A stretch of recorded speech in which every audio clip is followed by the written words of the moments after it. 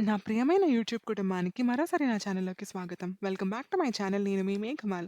ఈరోజు జూబ్లీ హిల్స్‌లో ఉన్న టీటీడీ టెంపుల్‌కి వచ్చానండి. ఈ టెంపుల్‌ని మినీ తిరుమల అని కూడా పిలుస్తాం. అది మీకు ఖచ్చితంగా తెలిసే ఉంటుంది.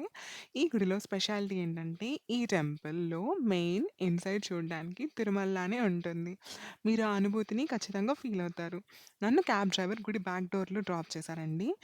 నేను బ్యాక్ డోర్ నుంచి ఎంటర్ అయ్యాను. అదే ఫ్రంట్ గేట్ నుంచి వస్తే పార్కింగ్ స్పేస్ అవైలబుల్ ఉంటుంది. అలా ముందుకు నడుచుకొని వస్తే పక్కన పుష్కరిణి ఉంటుంది. కానీ పుష్కరిణిలో నీళ్ళైతే లేవు ఇప్పుడు ప్రెజెంట్.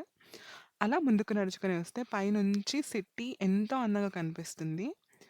కిందకి మెట్లు ఉంటాయండి. ఆ మెట్లు నడుచుకొని వస్తే ఆంజనేయ స్వామి టెంపుల్ కనిపిస్తుంది మీకు. టెంపుల్‌ని డే టైమ్‌లో కంటే కూడా నైట్ టైమ్‌లో చూస్తే ఇంకా బావుంటుంది. ఇప్పుడైతే పైకి వెళ్ళిపోదాము. గోపురం ఎదురుగా వెంకటేశ్వర స్వామి నామాలు కనిపిస్తాయి. తిరుమలలో ఉన్నట్టుగానే. టెంపుల్ టైమింగ్స్ అయితే 5 AM to 2 PM and 4 PM to 8:30 PM. టెంపుల్‌లోకి అలా రాగానే గోపురం ఎదురుగా నిలబడగానే ఆహా! ఎంత ప్రశాంతంగా ఉంది కదా! అలా లోపలికి వెళ్ళి ధ్వజస్తంభం దగ్గర నిలబడి ఒక ఫ్యూ సెకండ్స్ కళ్ళు మూసుకొని వెంకటేశ్వర స్వామిని స్మరించుకుంటే చాలా బావుంటుంది. ఒక 3 ప్రదక్షిణలు చేశాను. నేనెప్పుడైనా వస్తే 3 ప్రదక్షిణలే చేస్తానండి.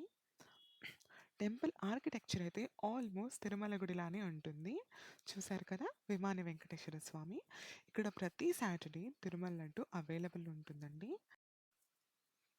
మీరైతే టెంపుల్‌ని చూస్తూ ఉండండి. బాలాజీ నన్ను ఎలాంటి ప్రాబ్లమ్స్ నుంచి ఎలా సేవ్ చేశారో నేను చెప్తాను. సరిగ్గా 1 ఇయర్ క్రితం ఒకరోజు సిస్టమ్ ముందు కూర్చొని వర్క్ చేసుకుంటూ ఉన్నానండి.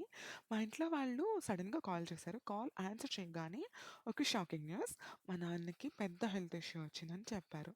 సాల్వ్ అవ్వడం కూడా కష్టమని చెప్పారు. బట్ ఆ ప్రాబ్లమ్ ఏంటి అనేది నేను ఇక్కడ డిస్క్లోజ్ చేయట్లేదండి. క్షమించండి. ఇక ఆ మాట వినగానే ఏమాత్రం ఆలస్యం చేయకుండా ఫ్లైట్ బుక్ చేసుకొని మా హోమ్ టౌన్‌కి వెళ్ళిపోయాను. ఫ్లైట్‌లో ఉన్నంతసేపు ఏం తోచడం లేదు. మనసంతా బాగోలేదు. ఆల్మోస్ట్ కన్నీళ్ళొచ్చేసాయి. అప్పుడే నా పక్కన ఒక అంకుల్ కూర్చొని ఉన్నారు. ఆయన చేతికి బాలాజీ రింగ్ కనిపించింది. అది చూసి కాస్త చిరాకు పోయి ప్రశాంతంగా అనిపించింది. ఇక కళ్ళు మూసుకొని మనసులో చాలా దీనంగా డ్యాడీకి హెల్త్ బాగవ్వాలని కోరుకున్నా. బాగా అయితే తిరుమల వస్తానని కూడా అనుకున్నానండి. అనుకోని ఇక ప్రయాణం స్టార్ట్ చేశాను. ఫ్లైట్ దిగి బయటికి వచ్చాను. మొబైల్ ఆన్ చేశాను. అమ్మ కాల్ చేసి కాస్త ఎమోషనల్ అయ్యి, డ్యాడీకి బాగా అయిపోయిందని చెప్పారు. నాకు ఏమీ అర్థం కాలేదండి. ఆ టైంలో కొన్ని నిమిషాలు షాక్‌లో ఉన్నాను నేను. షాక్ నుంచి బయటకి వచ్చి హ్యాపీగా డ్యాడీని చూడడానికి వెళ్ళాను.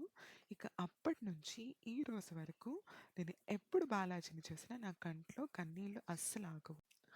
ఈ విధంగా వెంకటేశ్వర స్వామి నా దారినైతే మళ్ళించారు. ఎప్పుడు కష్టంలో ఉన్నా ఖచ్చితంగా నోరు తెరిచి నేను గోవిందా అని పిలుస్తానండి.